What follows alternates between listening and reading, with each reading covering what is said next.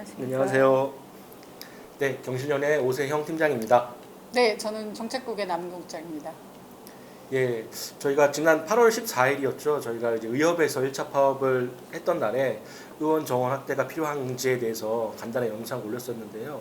그리고 나서 3주가 흘렀습니다. 그동안 많은 일이 있었는데 어떤 일이 있었는지 한번 좀 간추려 주신다면. 네, 우선 이제 의사 파업의 포문은 이제 전공의 협의회가 먼저 열었죠. 그래서 8월 7일부터 1차 파업이 진행이 됐고, 그 후 지원 사격으로 이제 의협의 1차 파업이 14일부터 진행이 됐습니다. 그리고 1차 파업 종료 후에 전공의 협의회가 또다시 이제 2차 파업에 돌입을 했습니다. 2차 파업이 돌입하는 시점과 맞물려서 전국적으로 지금 잠잠해졌다고 저희가 판단됐던 코로나19가 다시 지금 확산세를 보이면서 지금 경계 그 태세가 지금 2.5단계까지 올라가 있고, 그래서 지금 국민들이 좀 많이 불안해하고 있는 상황에서 또 뉴스에서는 또 응급실을 찾지 못한 환자가 사망했다라는 또 안타까운 소식들도 들려주고 있어서 이 의사 파업과 이 의대 정원 확대 정책들이 어떻든 빨리 좀 결론이 나야 되겠다라는 생각이 좀 듭니다. 이제 저희 페이스북에도 많은 또 의견들을 올려주셨다고 해서 좀 찾아보면은 양쪽 다 많이 비판하시는 모습들이 있는 것 같습니다. 시민 입장에서도. 그래서 정부가 잘못했다는 의견도 많이 있고, 또 의사들도 역시 이렇게까지 하면 안 된다라는 많은 그 주측들이 있었는데요. 그래서 오늘은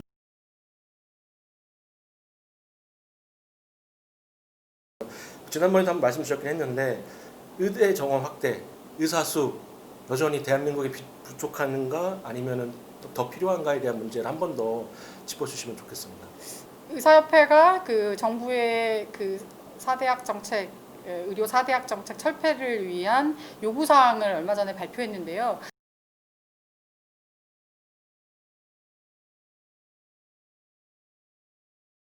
첫째, 이제 의사수 증가로 인한 의료비 상승이 우려된다. 그리고 인구가 감소하고 있는 상황에서 의사를 꼭 늘려야 되느냐, 이제 이런 비판의식인 것 같아요. 근데 의사 수가 늘면 의료비가 증가할 거다라고 이제 주장을 하시는데, 저희가 보기에는 의사 수가 증가하면 진료할 수 있는 그 의사당 진료할 수 있는 환자 수가 오히려 줄어들어서 저희가 적정 의료를 환자들은 받을 수 있게 되지 않을까. 충분한데, 의사들이 충분한데 굳이 특정 의사한테 몰릴 것인가? 그리고 의사 수만큼의 다 그 이제 의료비를 양산할 것이냐는 그런 가정에 대해서는 조금 동의하기 쉽지 않고요. 그다음에 인구 감소를 얘기하고 있지만 지금 이제 한국이 그 인구 고령화 속도와 비율이 가장 가파르게 상승하고 있는 국가입니다. 그래서 노인의 의료비와 의료량 증가는 이제 기하급수적이어서 의료량이 인구 감소 때문에 감소할 거다라는 주장들도 사실상은 이제 뭐 거의 설득력이 좀 떨어진다고 보여집니다. 그리고 또 일반 병원에서 전공의를 뽑으려고 입학 그 정원 규모를 발표하면 대부분 이제 거기에 미달을 했습니다. 4,000명 정도 보통 전공의를 뽑으려고 그 규모들을 발표하면 의대 입학 정원이 지금 현재 3,000명 정도 수준입니다. 그때 당시만 해도 한 1,000명 정도가 수적으로 부족하다라는 이런 증거들이 있었고, 굳이 저희가 OECD 그 수치를 인용하지 않더라도 의사 부족 문제는 여러 곳에서 나타나고 있고, 특히 공공의료 인력 부족의 문제는 메르스 사태라든지 아니면 최근에 코로나19 막 급속도로 확산됐을 때 대구 경북 지역의 문제들, 뭐 입원할 병상과 의료진을 찾아서 다른 시도로 뭐 이송돼야 했던 이런 이제 불편한 현실들이 결국에는 우리 의료 현장의 문제들을, 실태들을 이제 그대로 드러내준다고 봅니다. 따라서 의대 정원 확대는 반드시 추진되어야 하는 정책이고요. 그리고 저희는 정부안은 매우 부족하다. 정부는 공공의료에 대한 정확한 정책 목표를 공공의료 인력을 확충해가겠다는 정책 목표는 발표하지 않고 있습니다. 그냥 지역 의사에서 지역에 남길 수 있는 의사라는 형태로 매우 추상적인 형태의 의사들을 양성하겠다. 그리고 그 양성 방식도 기존 의과대학에다가 정원을 추가해서 의과대학 학생들과 이렇게 같이 공부를 시키겠다라고 하는데 졸업 후에는 서로 진로가 달라지고 다른 영역에서 근무해야 될 의사들인데 같은 곳에 섞어놓고 교육을 한다라는 게 과연 이분들이 정말 자존감을 가지고서 열심히 공부할 수 있을까? 그리고 또 지역 그 의료 현장에서 복무할 수 있는 의사로서 올바르게 키워낼 수 있을까라는, 저희가 이거 국민 세금을 들여서 하는 일 아닙니까? 그렇다면 정말 좋은 의사를, 그 환자들의 치료에 정성을 다할 수 있는 좋은 의사를 양성하기 위해서는 교육 프로그램에도 저희는 공을 들여야 된다고 생각합니다. 그래서 그냥 기존 의대생들한테 붙여서 이렇게 더부살이 하듯이 하는 방식의 정부의 의대 정원 확대 방식은 잘못됐다는 점을 분명히 지적했습니다. 그 정부 정책에 정부가 주장하고 있는 공공의대 설립에 관하여서 좀 비판적인 입장의 어떤 의견들을 모아보면 사실 그 특정 지역에 편향되게 의대를 설립하고자 한다라는 측면도 그런 비판도 많이 있는 걸로 알고 있고요. 또한 그 다음에 그 학생 선발 과정에서 뭐 시민단체의 뭐 추천권이나 선발권이 들어간다라는 어떤 그러한 여러 가지 다양한 또 비판점들이 있는 걸로 알고 있습니다. 그럼 그런 거에 대한 어떤 문제점이 무엇이고 그거에 대한 또 오해는 또 무엇이 있는지 설명해 주시면 좋을 것 같아요. 네, 하여튼 최근에 가장 이 논란의 대상이 됐던 것이 이제 시민단체가 추천한 시민단체에게 학생 선발권을 준다.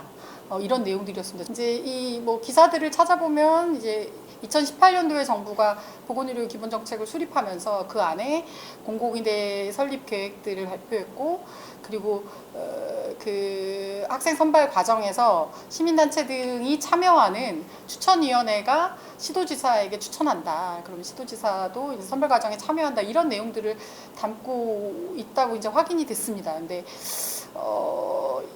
2018년도에 정부가 추진했던 공공의대는 의학전문대학원이었습니다.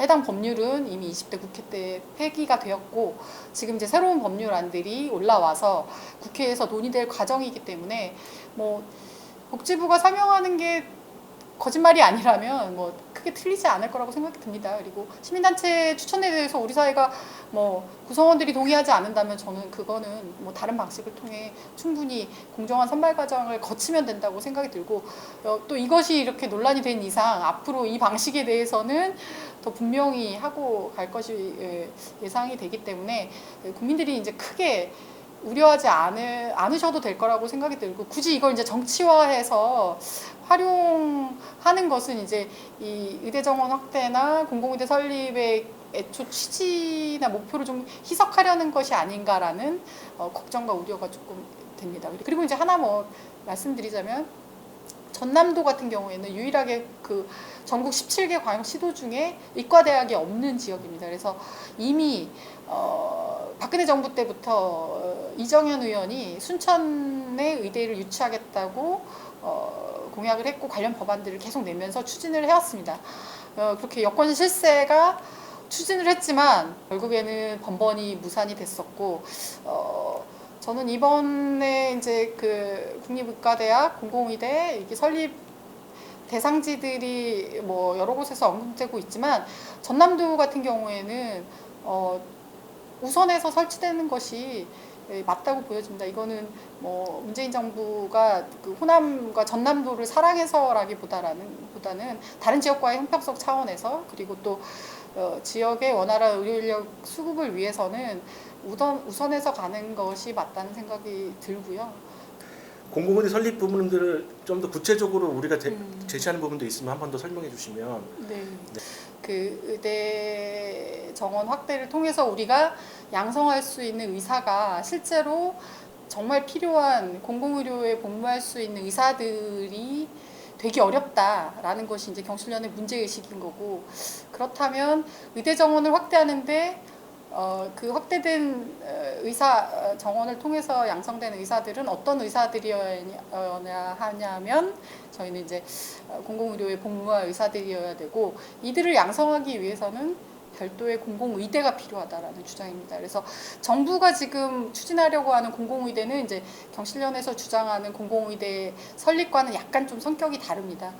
서남대 의대가 있었고 거기 입학 정원이 한 49명이 됐었습니다. 근데 이제 의대가 폐교가 되면서 그 입학 정원을 정부가 그대로 인계해서 국립의료원과 공동으로 이제 감염병 역학조사관 뭐 이런 쪽 관련 특수 분야, 공공 분야에 복무할 수 있는 의사들을 전문대학원, 의학전문대학원 체제를 통해서 양성하겠다는 것인데, 이 방안도 저희는 한계가 많다고 생각합니다. 그래서 정부가 50명 수준으로 추진하는 공공의대는 너무 규모가 작고, 그리고 영역도 되게 한정되어 있어서 정부의 공공의대 추진과 더불어서 현재 지금 지역의사제라고 추진하고 있는 의대정원 확대 방안들을 통합해서 저희는 지역별로, 권역별로 각각의 공공의대를 설립하고 거기는 별도의 공공의사 양성과정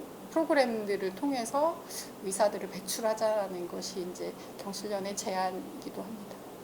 권역별로 자기 지역에 필요한 공공의료 인력을 파악하고, 그래서 거기에 맞는 인력 양성 그리고 배치 계획을 시도지사 중심으로 수립하고, 그리고 그렇게 수립된 계획에 의해서 재정을 투입하고, 투입돼서 잘 배출한 의사들이 지역 의료에 봉사하면서 지역의 의사로 남을 수 있도록 그런 배치 계획이라든지 인력 시스템을 만든다면, 지금 의사단체 의사 선생님들께서 우려하시는 그런 문제들은 이제 뭐 저희가 우려로서 줄일 수 있다라는 생각이 들고요. 시민들의 어떤 보건권 아니면 보건적인 어떤 보호를 담보로 하는 어떤 파업은 좀 바람직하지 못하다는 입장을 저희 갖고 있는 걸로 알고 있는데요.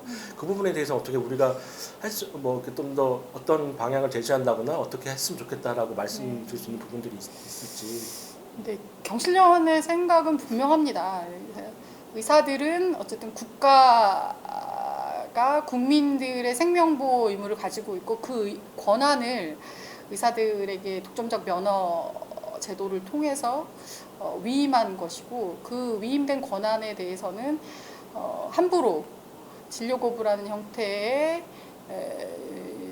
의료 행위를 중단할 수 없도록 법에서 규정하고 있습니다. 그래서 물론 정책에 대해서 비판하고 비난하고 또 개선을 요구하는 주장들은 당연히 있을 수 있다고 생각이 되고요.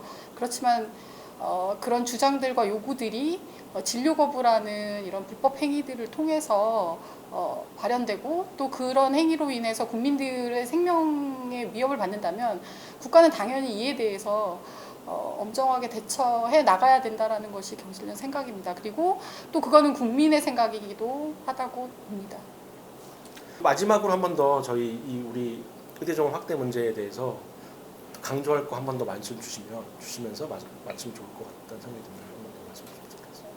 그 우리나라 보건의료 그 체계의 가장 큰 문제는 공공의료가 너무 빈약하다는 것이었습니다.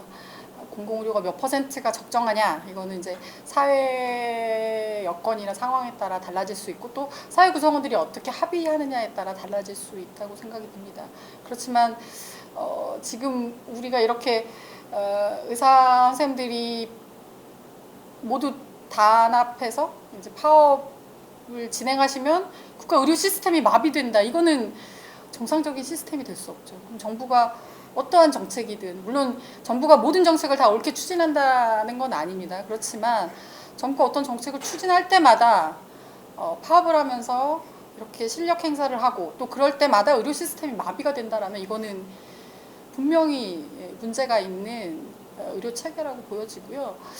그렇다면 이제부터는 그걸 고민해야 될 거라고 생각이 듭니다. 도대체 그런 비상사태, 또 위기상황, 코로나와 같이 감염병과 같이 국가재난 상황에서 이 의료 시스템이 붕괴되지 않고 적절하게 돌아가기 위해서는 우리가 무엇을 고민하고 무엇을 준비해야 되냐라는 것이고 저는 그게 이번 의대정원 확대를 통해서 공공의대 설립을 통해서 공공병원과 공공의사가 양성돼야 된다고 생각합니다. 그래서 최소한의 뭐 20, 30% 정도 수준의 공공의료가 뒷받침을 해준다라면 어떠한 위기 상황에서도 국민들이 위험한 상황들 또 안전으로부터 위협받는 상황들에 대해서는 그 피해를 최소화할 수 있다고 생각이 들고요.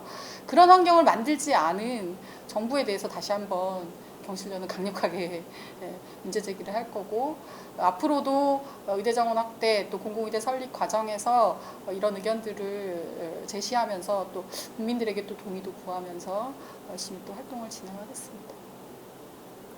지금 그 핵심 이슈로 떠오르고 있는 사안인 만큼 저희가 계속적으로 이 문제에 관심을 가지고 시민사회의 목소리를 낼 예정이고요. 저희 이런 영상 같은 거 보시고 다양한 의견 댓글로 남겨주시면 그 내용들도 또 참조해가지고 다시 우리 또 국장님 모시고 그런 의견들을 나눌 수 있는 시간을 갖도록 하겠습니다. 네, 오늘 수고해 주셔서 감사합니다.